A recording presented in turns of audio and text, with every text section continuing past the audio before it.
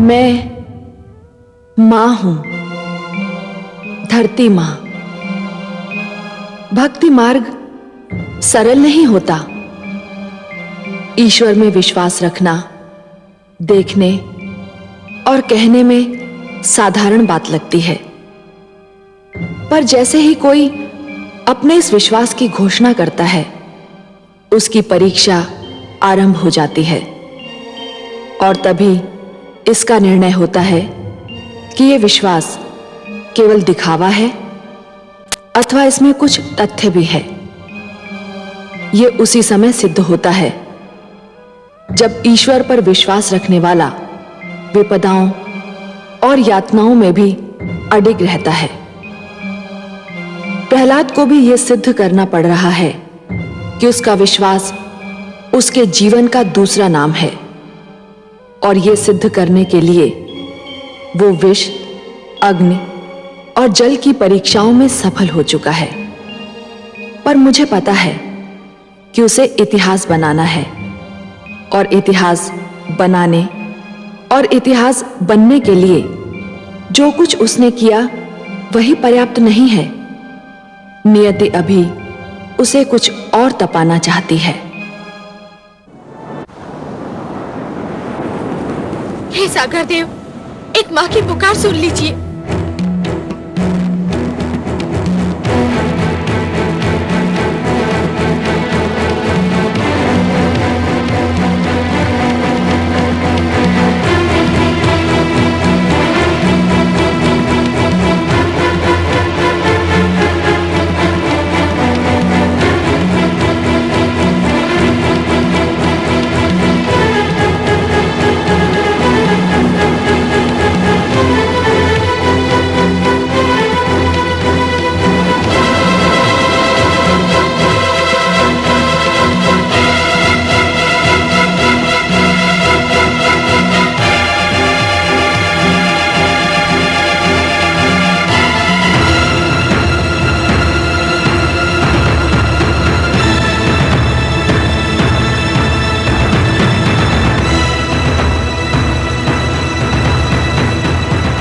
भगवान सर्वशक्तिमान, अनर्थ हो गया है। क्या हुआ?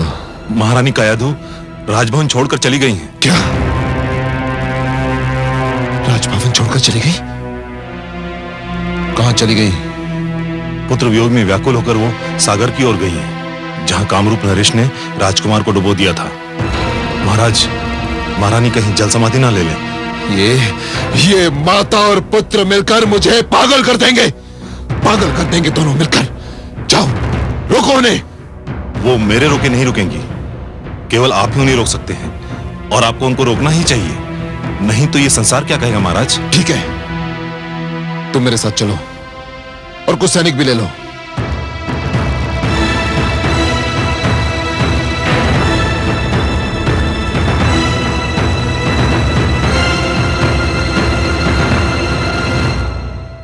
देवी, यह बालक तो जागने का नाम ही नहीं लेता। कब से सो रहा है, भला कब तक सोता रहेगा ये? बालपन की नींद है स्वामी, सो लेने दीजिए। आयु बढ़ती है, जीवन की चिंताएं और समस्याएं घेर लेती हैं, तब ऐसी नींद बहुत याद आती है। लोग तो तरस जाते हैं ऐसी नींद के लिए। आप सत्य कहती हैं देवी, पर बहुत सो चुका ये। अब इसे जागना होगा। कम से कम जागकर ये तो देखे कि इसके ननिहाल में इसका आदर सत्कार कैसा हुआ। मुझे खेद है पिताश्री। प्रणाम पिताश्री। प्रणाम माते। पिताश्री, मुझे खेद है कि आप अपने नाती का और अधिक आदर सत्कार नहीं कर पाएंगे। क्यों पुत्री? क्योंकि इसकी माता इसके वियोग में तड़प रही है। पुत्र प्रहलाद को उसके पास लौटने में और अधिक विलंब हुआ तो वो अपने प्राण त्याग देगी।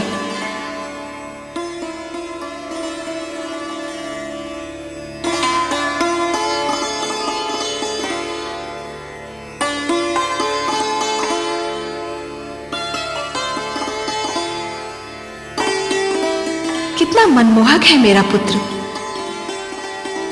इसके मुख से तो मेरी दृष्टि हटती ही नहीं। तुमने इसके सिर पे हाथ क्या फेर दिया पुत्री? इसके माथे पर समस्त सृष्टि का तेज निखर आया है। मानो प्रकाश का मुकुट पहन लिया हो। सुनो पुत्री, तुम स्वयं जाके इस बालक को इसकी माता को सौंप दो। नहीं पिताश्री, पुत्र प्रहलाद को आपकी गोद में फेंका गया था। कयाधु भी इसे आप ही से मांग रही है। दुख से बिलखती इसकी माता को आप अपने हाथों से लौटाएंगे तो उसके हर्ष की कोई सीमा नहीं रहेगी। आप ही इसे ले जाइए। तुम कहती हो पुत्री, तो मैं ही इस बालक को इसकी माता को सौंप दूंगा।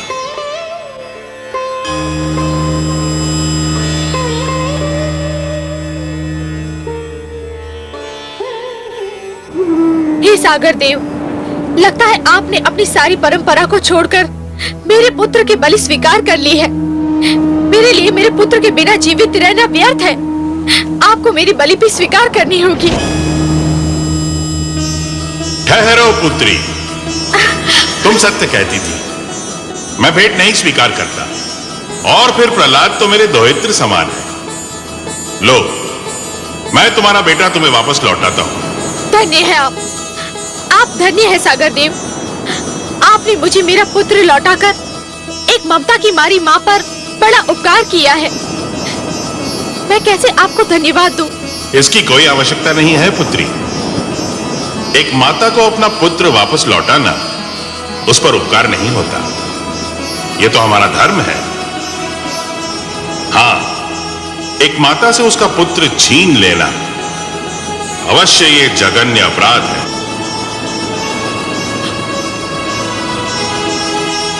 मेरा पुत्र, मेरा पुत्र, मेरा लाल, मेरा लाल। माते, आप यहाँ कैसे आई और मैं यहाँ कैसे आया? मैं तो कारागार में था ना। हाँ पुत्र, तुम्हारे दुष्ट फूफा विप्रचित्ति ने तुम्हें सागर तले फेंक दिया था। परंतु मैं तो बहुत मीठा सपना देख रहा था। मैंने स्वप्न में अपने एक नानाश्री को भी देखा। मैं उनके गोद में था। मैंने माता महादेवी लक्ष्मी को भी अपने पास देखा। कितनी अच्छी थी वो। उनके गोद में जाकर मुझे यूं लगा जैसे मैं स्वर्ग में आ गया हूँ। मेरा पुत्र,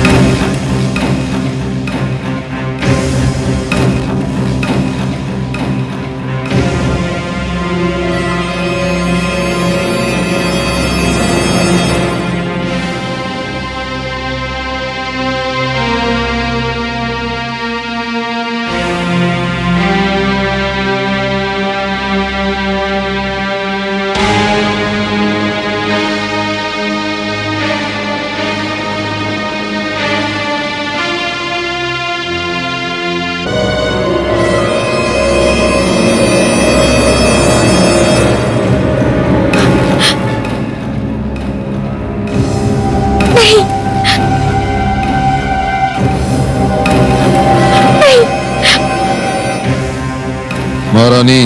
नहीं। प्रणाम पिताश्री। दुष्ट, तुझसे पर्वत की ऊंचाई हार सकती है, अग्नि का ताप हार सकता है, समुद्र की गहराई हार सकती है, किंतु मैं तुझसे हार नहीं मानूंगा, कदापि नहीं मानूंगा। सैनिकों, पकड़ से। रुक जाओ सैनिकों। यदि किसी ने मेरे पुत्र को हाथ भी लगाया तो मैं इसके और अपने प्राण एक कर दूंगी। मैं भी महान असुरा तारक के महाबली सेनापति चंबासुर के पुत्र कयाधु हूँ। मेरे पास भी मायावी शक्तियाँ हैं। मैंने आज तक इन शक्तियों का प्रयोग नहीं किया, पर यदि कोई मेरे पुत्र के निकट भी आया तो आज मैं भी अपनी शक्ति दिखाकर इस शक्ति का प्रयोग करूंगी। देखते क्या हो, पकड़ लो इस धूर्त को। सावधान! आगे मत बढ़िए दैतेंद्र, आगे मत बढ़िए। रानी, हट जाइए मेरे मार्ग से। रुक जाओ नहीं, स्वामी, दैतेंद्र, नहीं। रुक जाओ। प्रणाम गुरुदेव। गुरुदेव, आपने बहुत देर कर दी। आप होते तो मेरे साथ इतना बड़ा अनर्थ ना होता गुरुदेव। अब के ना होने से मेरे साथ क्या क्या ना हुआ। मेरा पुत्र मेरा सबसे बड़ा बैरी बन गया, मेरा उत्तराधिकारी मेरा महानतम विरोधी बन गया गुरुदेव। मैं जानता हूं दैत्येंद्र, मैं सब जानता हूं। तुम चिंता मत करो, अब मैं लौट आया हूं, सब ठीक हो जाएगा।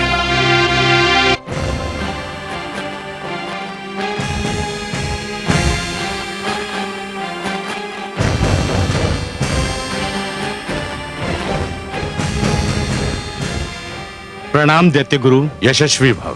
प्रणाम भ्राताश्री। दुष्ट प्रहलाद का अंत हो गया भ्राताश्री, साथ ही आपकी चिंताओं और समस्याओं का भी अंत हो गया। ना तो दुष्ट प्रहलाद का अंत हुआ, ना ही मेरी चिंताओं और समस्याओं का। वो पापी फिर बच निकला विप्रचित्ती, फिर बच निकला। तुमने जिस सागर में उसे फेंका था उसमें मेरी उमंगें डूब गईं, मेरी इच्छाएं डूब गईं, मेरी सारी योजनाएं डूब गईं। बस नहीं डूबा तो वो दुष्ट प्रहलाद उतर गया और एक बार फिर मैं मुंह ताकता रह गया। मैं भगवान हिरण्यकशिपु। धैर्य से काम लो दैत्येंद्र, इतना हताश होने की क्या आवश्यकता है? कैसे हताश ना हूं मैं गुरुदेव, कैसे हताश ना हूं। मैंने उस पर खड़क की बौछार करवाई, उसे ऊंचे पर्वत से नीचे फिकवाया, मैंने उसे विष दिलवाया, उसे अग्नि में जलवाया। और अब जब विप्रचित्ती ने उसे मारना चाहा, परंतु वो दुष्ट ऐसे कठोर प्राण लेकर जन्मा है कि मरने का नाम ही नहीं लेता। मैं कहां तक धैर्य रखूं गुरुदेव, कहां तक धैर्य रखूं। यह सब इसलिए हुआ था कि मैं यहां नहीं था। संभवतः मैंने तब पर जाकर भूल की थी, परंतु अब मैं लौट आया हूं। अब प्रहलाद को मेरे हाथों में सौंप दो, मैं उसे संभाल लूंगा। मैं तो समझा था तुम दोनों मेरे योग्य शिष्य सिद्ध होगे, मेरी अनुपस्थिति में गुरुकुल को संभाल लोगे, परंतु तुम दोनों सर्वथा अयोग्य निकले। सब अनर्थ हो गया। हम क्या करते पिताश्री? राजकुमार प्रहलाद। प्रश्न प्रहलाद का नहीं है, प्रश्न है गुरुकुल के शेष विद्यार्थियों का। प्रहलाद तो राजकुमार है, परंतु तुम तो साधारण शिष्यों को भी नियंत्रण में नहीं रख सके। राजकुमार प्रहलाद ने विद्रोह की ऐसी ज्वाला फैलाई कि हम विवश हो गए। धिक्कार है तुम पर। मैंने तुम्हें कृत्या क्रिया किस दिन के लिए सिखाई थी? तुम्हें कृत्या का प्रयोग करना चाहिए था। कृत्या अगर प्रकट हो गई तो राजकुमार को मार डालेगी पिताश्री। और यदि प्रहलाद जीवित रह गया तो समस्त असुर लोक मारा जाएगा। जाओ प्रहलाद को गुरुकुल में आने का संदेश दो। किंतु गुरुदेव, इतना सब घट जाने के उपरांत क्या महारानी कयाधु अपने पुत्र को हमारे साथ आने भी देंगी? मैं महारानी कयाधु को अच्छी तरह से जानता हूं। वो पुत्र की शिक्षा के नाम पर कोई भी बलिदान कर सकती है। जाओ उनसे कहो कि मैंने प्रहलाद को गुरुकुल में शिक्षा के लिए बुलाया है।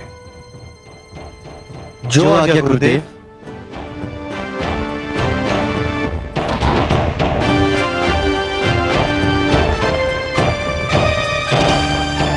हे कमल नयन, ये कृत्या क्रिया क्या है? कृत्या? कृत्या एक तांत्रिक क्रिया है महादेवी, दुष्क्रिया कहिए। क्या होता है इस क्रिया में? इस क्रिया में तंत्र विद्या की सहायता से एक राक्षसी को जन्म दिया जाता है। और वो राक्षसी उस व्यक्ति को मार देती है जिसे मारने के लिए उसे जन्म दिया गया हो। हाय मेरा पुत्र, हे कमल नयन, कोई सीमा भी है इन दुष्टों के अत्याचार की? हर जतन तो करके देख लिया इन दुष्टों ने मेरे पुत्र को मारने का, इनके मन को शांति नहीं मिली। महादेवी, जिस प्रकार नरक में चाहे जितने पापी डाल दीजिए पर नरक का पेट नहीं भरता, उसी प्रकार दुष्ट जन चाहे जितने दुष्कर्म कर लें उनका भी मन नहीं भरता। परंतु हे सर्वेश्वर, क्या इस कृत्या क्रिया का कोई तोड़ नहीं है? है महादेवी, अवश्य है। कृत्या क्रिया का तोड़ स्वयं उसी क्रिया में निहित है। अर्थात? महादेवी, इस क्रिया द्वारा जिस राक्षसी को जन्म दिया जाता है, यदि वो राक्षसी अपने लक्ष्य को मारने में असफल हो जाए तो उन्हीं लोगों की हत्या कर देती है जिन्होंने उसे जन्म दिया था। मेरी कामना है कि ऐसा ही हो।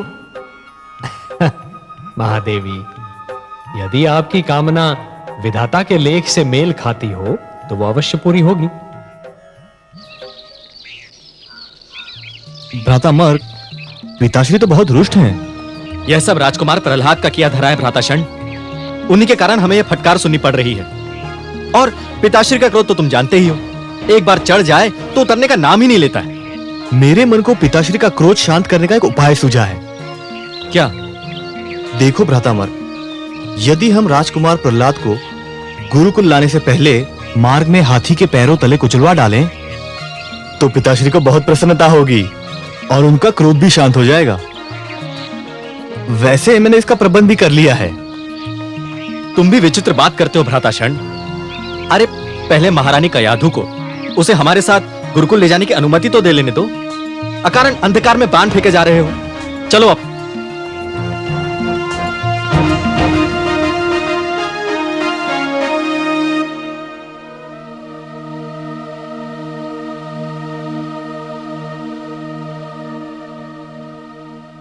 महारानी की जय हो। असुरों के गुरुकुल से गुरुजन षंड और अमरक आपसे मिलने आए हैं। षंड और अमरक? अब वे यहाँ किस लिए आए हैं? वे कहते हैं कि उनका आपसे मिलना आवश्यक है।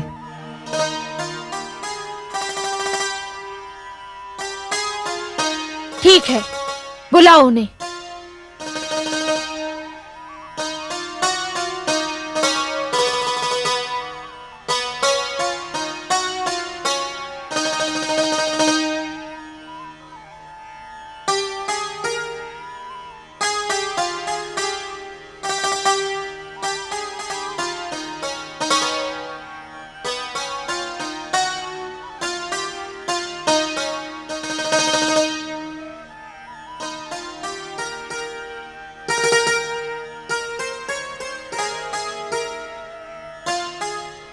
प्रणाम महारानी। राजमाता की जय हो। प्रणाम गुरुजन। कहिए, कैसे कष्ट किया? आप तो जानती हैं कि दैत्य गुरु शुक्राचार्य अपनी तपस्या से लौट आए हैं। हाँ, मैं मिल चुकी हूँ उनसे। पिताश्री की इच्छा है कि राजकुमार प्रहलाद की शिक्षा अधूरी न रहे। किस शिक्षा की बात कर रहे हैं आप? उस शिक्षा की जिस शिक्षा में मेरे पुत्र को कोई रुचि ही नहीं है। आपको तो अनुभव हो चुका है गुरुजन। तब बात और थी महारानी। राजकुमार प्रहलाद की शिक्षा का भार हमें सौंपा गया था और आपको तो ज्ञात है कि हम दोनों को उतना अनुभव नहीं था। परंतु अब पिताश्री शुक्राचार्य स्वयं लौट आए हैं। तो क्या हुआ? क्या अंतर आएगा उनके आने से? पिताश्री की शिक्षा देने का ढंग बहुत अनुपम है महारानी। वे स्वयं शिक्षा देंगे तो संभव है राजकुमार प्रहलाद कुछ संभल जाए और भगवान हिरण्यकश्यप का क्रोध भी कुछ कम हो जाए। राजकुमार की शिक्षा अधूरी रह गई और अधूरी शिक्षा अच्छी नहीं होती महारानी।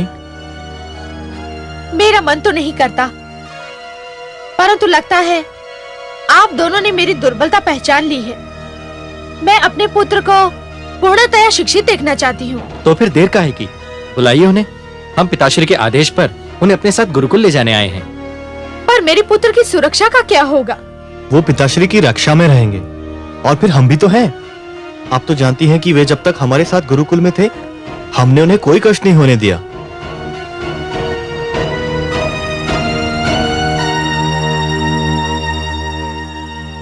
पुत्र प्रहलाद,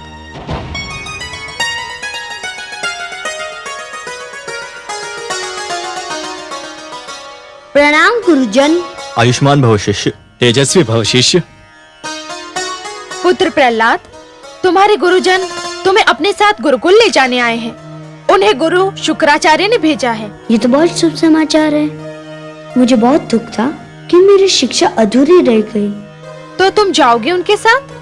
हाँ, अवश्य जाऊंगा। पुत्र, तुम्हें भय नहीं लगता?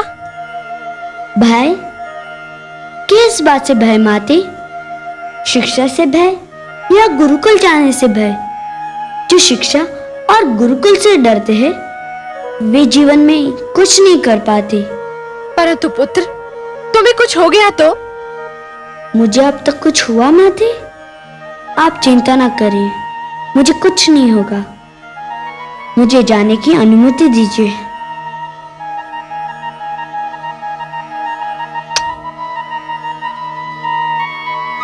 आयुष्मान भव पुत्र। चलिए गुरुजन, मैं गुरुकुल जाने के लिए बहुत व्याकुल हूँ।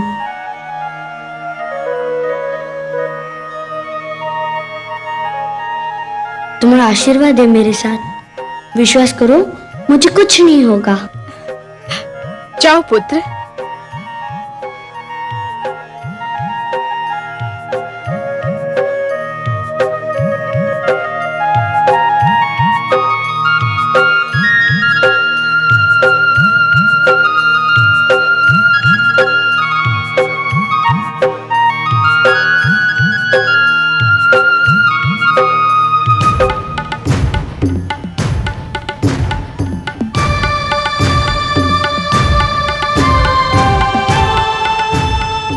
प्रणाम गुरुवर।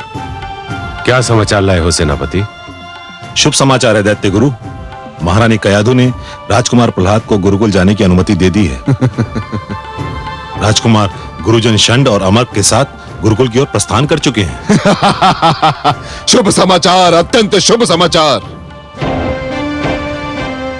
मुझे भय था हिरण्यकशिपु, कहीं महारानी कयाधु ममता की भावना के अधीन होकर प्रहलाद की राह ना रोक ले। पर दैत्येंद्र, यह तो आपके लिए अत्यंत शुभ समाचार है कि उन्होंने ऐसा नहीं किया। अब आप सब कुछ मेरे ऊपर छोड़ दीजिए। या तो मैं प्रहलाद को सीधी राह पर ले आऊंगा या सदा सदा के लिए आपकी राह से हटा दूंगा। मुझे शीघ्र से शीघ्र गुरुकुल पहुंचना चाहिए। मुझे विश्वास है जहां सब असफल हो गए हैं वहां आप और केवल आप ही सफल हो सकते हैं गुरुदेव। किंतु गुरुदेव, मुझे तभी विश्वास होगा जब मैं उस दुष्ट प्रहलाद की मृत्यु का समाचार आपके मुख से सुनूंगा। मेरे गुरुकुल में जाने की देर है, समाचार आने में देर नहीं लगेगी।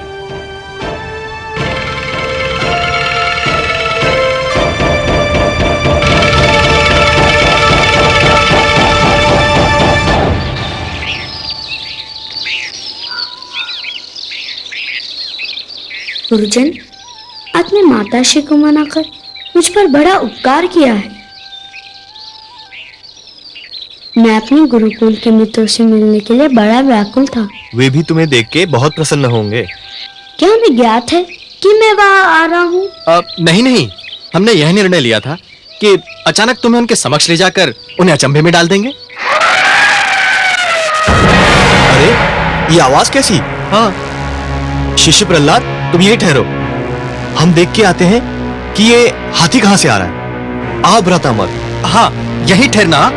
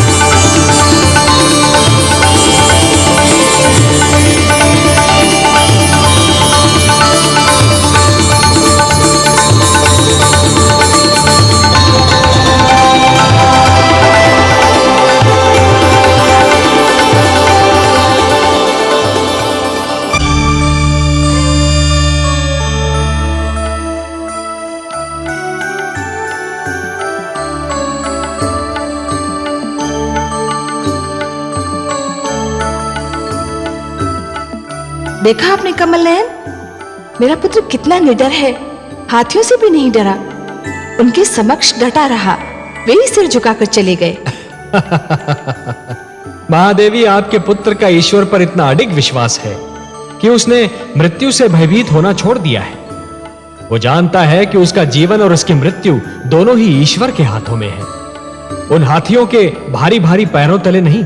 आपने सत्य कहा कमल नयन, मृत्यु से क्या भयभीत होना, वो तो एक दिन आकर ही रहेगी।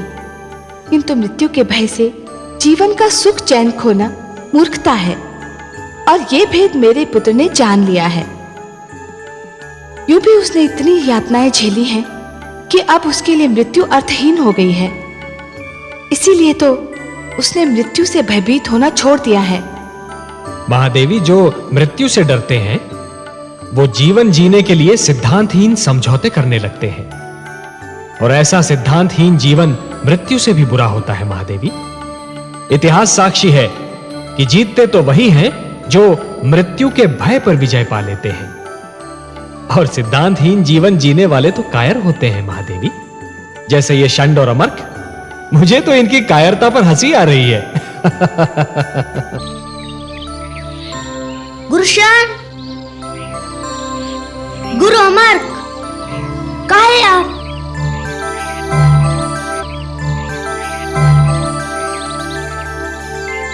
कहाँ चले गए थे आप दोनों?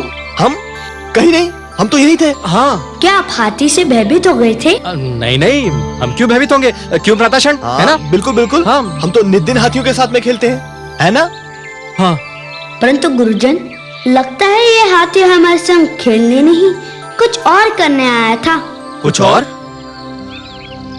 चलिए गुरुजन, गुरुकुल में हमारी प्रतीक्षा हो रही होगी। हाँ, चलो।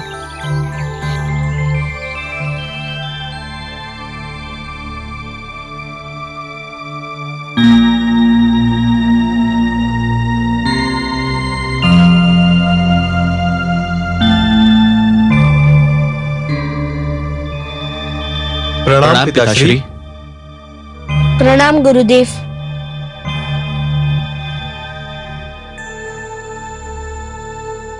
आयुष्मान भव। तुम दोनों बाहर जाओ पुत्र, मुझे शिष्य प्रहलाद से एकांत में बात करनी है।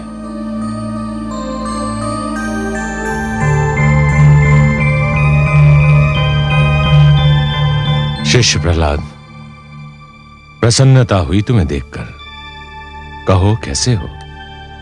गुरुदेव की कृपा से सकुशल हूँ। अब गुरुदेव के दर्शन से धन्य हो रहा हूँ। जानते हो प्रहलाद, मैंने तुम्हें यहाँ किस लिए बुलाया है? मेरी अधूरी शिक्षा संपूर्ण करने के लिए, और मैं इसे अपना सौभाग्य समझता हूँ कि मुझे आपसे शिक्षा मिलेगी। मैं चाहता हूं कि तुम्हारी शिक्षा संपूर्ण हो, परंतु उससे पूर्व मैं तुमसे एक प्रश्न पूछना चाहता हूं। मेरे प्रश्न का उत्तर दोगे? आपके प्रश्न का उत्तर देने की क्षमता तो नहीं है मुझ में, किंतु यथाशक्ति प्रयत्न करूंगा। शिष्य, तुम जानते हो कि दीपक का धर्म क्या है? प्रकाश फैलाना गुरुदेव, अंधकार से संघर्ष करना। संतान को भी कुल दीपक कहा जाता है, जानते हो? जानता हूं गुरुदेव। जानते हो तो फिर अपने कुल के लिए ऐसा दीपक क्यों बने हुए हो जो प्रकाश के स्थान पर अंधकार फैला रहा है, उनके कष्ट का कारण बना हुआ है। हे गुरुदेव, मैंने किसको कष्ट दिया? किसको कष्ट नहीं दिया? अपने गुरुजन को कष्ट दिया, अपने पिता को कष्ट दिया, अपनी माता को कष्ट दिया, और उससे बढ़कर अपने आप को कष्ट दिया। तुम्हें कटारों की तेज धार पर रख लिया गया, पर्वत से गिराया गया, विष पिलाया गया, नागों के बीच छोड़ दिया गया, अग्नि में जलाया गया, सागर में डुबोया गया। परंतु ये सब मेरे लिए कष्ट नहीं सिद्ध हुए, ये सब तो मेरी परीक्षाएं सिद्ध हुई, और आपकी कृपा से मैं इन परीक्षाओं में सफल हुआ। संभव है, किंतु तुम अपने माता पिता और समस्त असुर लोक के कष्ट का कारण तो बने हुए हो। उसका क्या उत्तर है तुम्हारे पास? हे गुरुदेव, यदि उनके कष्ट का कारण मैं होता तो विश्वास कीजिए मैं अपने हाथों अपने जीवन का अंत कर लेता। परंतु ये सत्य आप भी जानते हैं और मैं भी जानता हूँ कि उनके कष्ट का कारण मैं नहीं हूँ। तो कौन है उनके कष्ट का कारण? मेरे प्रश्न का उत्तर दो प्रहलाद। मैं नतमस्तक होकर आपसे क्षमा याचना करता हूँ गुरुदेव, परंतु आपने मुझे उत्तर देने का आदेश दे ही दिया है तो मेरा उत्तर भी सुन लीजिए। उनके कष्ट का कारण आप हैं।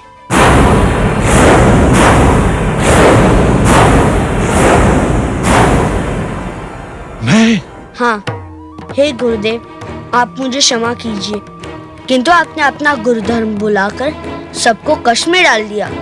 क्या बक रहा है धूर्त? मैंने अपना गुरु धर्म बुला दिया है? कैसे? हे गुरुदेव, आपने अपने अहंकार के वश देवताओं और असुरों के बीच मतभेद की दीवार खड़ी कर दी। प्रहलाद! सत्य कड़वा होता है गुरुदेव, परंतु क्या ये सत्य नहीं कि आपने अपने पद की रक्षा के लिए असुरों को देवताओं से लड़ा दिया? आपको हर पल अपने अपमान का ध्यान रहा, हमारे कल्याण का नहीं। आप स्वयं व्रत करते हैं पर असुरों को व्रत करने से रोकते हैं। आप स्वयं तप करते हैं पर असुरों से कहते हैं कि वे दूसरों का तप भंग कर दे। आपने शिक्षा को विभाजित कर दिया है। अपने पुत्रों और राजकुमारों के लिए शिक्षा के कुछ और नियम बनाए और साधारण असुर बालकों के लिए कुछ और। हे गुरुदेव, गुरु वो होता है जिसके चरण छूते ही मन में ज्ञान का उजाला फैल जाता है, परंतु आप कैसे गुरु है जो आपके चरण छूता है उसके मन में अहंकार का अंधकार डेरा जमा लेता है। बंद कर ये विषैला प्रलाप। नहीं गुरुदेव, आज सुन ही लीजिए, कह लेने दीजिए मुझे अपने मन की बात। मेरे पिताश्री ने ईश्वर होने की घोषणा कर दी। आप चाहते तो उन्हें रोक भी सकते थे, उन्हें अंधेरों में भटकने से बचा सकते थे, परंतु आपने उन्हें और उकसाया, उन्हें और बढ़ावा दिया और अब वे इतने दूर जा चुके हैं कि उनका लौटना संभव नहीं। दुष्ट बालक, मेरे मन में तो आता है कि मैं इसी क्षण तेरा गला दबाकर तुझे मार डालूं। तो दबा दीजिए गुरुदेव, आपके हाथों मुझे मृत्यु प्राप्त हुई तो मैं इसे अपना सौभाग्य समझूंगा। अवश्य प्राप्त होगी दुष्ट, अवश्य प्राप्त होगी। मैं तेरे सिर पर काल की छाया मंडराते देख रहा हूं। हट!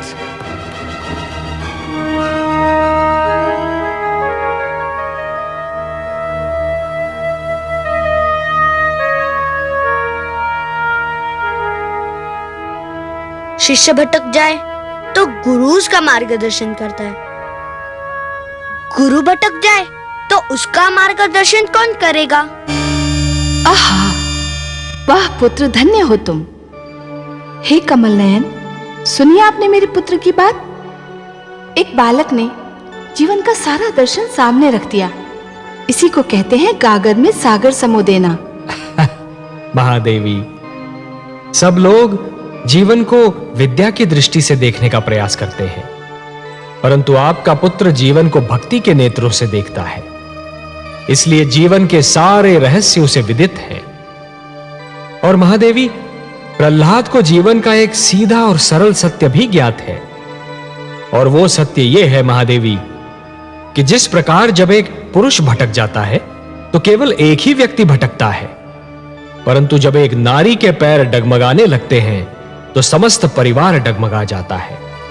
उसी प्रकार जब एक शिष्य भटकता है तो केवल एक ही छात्र भटक जाता है, परंतु जब एक गुरु भटक जाता है महादेवी तो समस्त छात्र समाज भटक जाता है, और जब समाज भटक जाता है महादेवी तो समस्त राष्ट्र का संकट बन जाता है। परंतु हे कमल नयन, इतनी छोटी सी बात दैत्य गुरु शुक्राचार्य की समझ में क्यों नहीं आती? इसके कई कारण हैं महादेवी। हठ, अहंकार, घायल अहम की पीड़ा, और सबसे बढ़कर बुद्धि और विवेक का अंधा विरोध। उन्होंने अपनी सद्बुद्धि को अपने अहंकार के पास रहन रख दिया है। दैत्य गुरु शुक्राचार्य स्वयं भी भटक रहे हैं और हिरण्यकशिपु को भी भटका रहे हैं।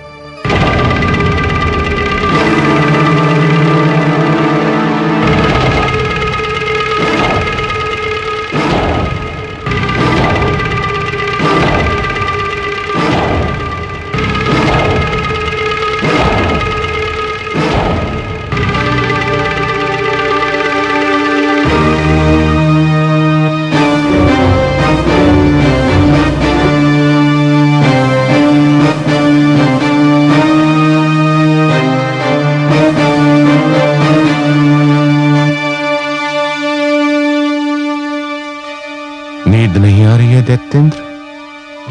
नहीं गुरुदेव, जब तक वो दुष्ट प्रहलाद जीवित है, मेरी आंखों में नींद कहां? वो मुझे हर पल व्याकुल करता रहता है गुरुदेव।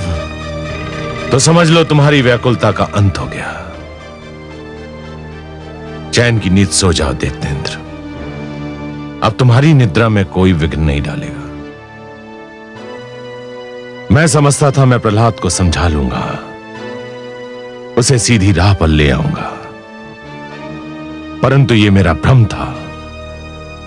जिसने मृत्यु से मैत्री कर ली हो, उसे जीवन का संग नहीं सुहाता। मैं उसका वध करके ही तुम्हारे पास आता, परंतु वो तुम्हारा पुत्र है, तुम्हारा कुलदीपक है, तुम्हारे शरीर का अंग है। इसलिए मैं तुम्हें यह बताने आया हूं कि मैंने उसका वध करने का निर्णय कर लिया है। सुंदर, अति सुंदर गुरुदेव। हां शिष्य, मैं तुमसे यही कहने आया हूं कि तुम्हारा पुत्र भोर का सूर्य नहीं देख पाएगा। जाओ, चैन की नींद सो जाओ। धन्यवाद गुरुदेव, आपको कोटि कोटि धन्यवाद। मुझे तुम पर गर्व है शिष्य कि तुम मसुर लोक के लिए और अपनी प्रजा का धर्म बचाने के लिए अपनी संतान को भी त्याग सकते हो।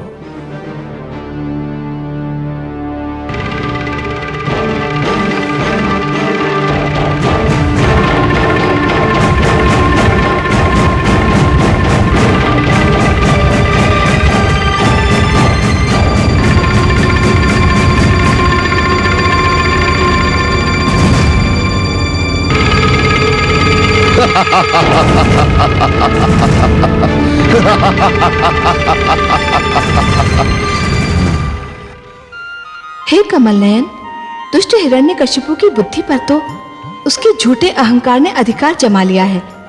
अपने ईश्वर होने के मद में वो कब का भूल चुका है कि वो प्रहलाद का पिता भी है। परंतु दैत्य गुरु शुक्राचार्य को क्या हो गया है? वो तो 2 पुत्रों षंड और अमर्क के पिता भी हैं। वो किसी के पुत्र का वध करने की बात कैसे सोच सकते हैं? उनका पितृत्व क्यों खो गया है? क्रोध के कारण महादेवी, क्रोध के कारण। जिस प्रकार अग्नि सूखी लकड़ी को सरलता से जला देती है, उसी प्रकार क्रोध सुंदर भावनाओं को सहजता से भस्म कर देता है। हे नारायण, दैत्य गुरु शुक्राचार्य तो विद्वान हैं, तो फिर वो ये क्यों भूल गए कि क्रोध विवेक का शत्रु है? उसे भूलने का कारण है उनका मुझसे वैर। वो मेरे विरोधी हैं, इसलिए मेरा विरोध करने की धुन में वो विवेक तो क्या स्वयं को भी भूल गए हैं। मेरा विरोध करने की भावना उनकी विद्वत्ता पर भारी पड़ चुकी है महादेवी। और अब दैत्य गुरु शुक्राचार्य कोई भी सीमा पार कर सकते हैं। आश्चर्य है, क्या दैत्य गुरु शुक्राचार्य ये भी नहीं जानते कि सीमा से अधिक विरोध अपने ही दुख का कारण बन जाता है? नहीं जानते महादेवी, दुर्भाग्य से वो इस सत्य को नहीं जानते, पर अतिशीघ्र जान जाएंगे। दैत्य गुरु शुक्राचार्य जिस पथ पर पग धरने जा रहे हैं, वहां उन्हें अश्रु और रक्त की धाराओं के अतिरिक्त और कुछ नहीं मिलेगा। भूले अपना धर्म जब गुरु बैरी बन जाए, मिटे उजाला ज्ञान का अंधियारा छा जाए। वह विद्या विद्या नहीं, वह है बुद्धि विकार, जो भटकाए राह से दे जो बुरे विचार, दे जो बुरे विचार, तो सुनेगा ये पुराण, पाएगा सुख और ज्ञान, पाएगा सुख और ज्ञान। कर्म को ही धर्म जान, प्रेम की तू छेड़तान, प्रेम की तू छेड़तान। बीते युग बता रहे हैं, बीते युग बता रहे हैं, सत्य पथ पे चल सुजान। विष्णु पुराण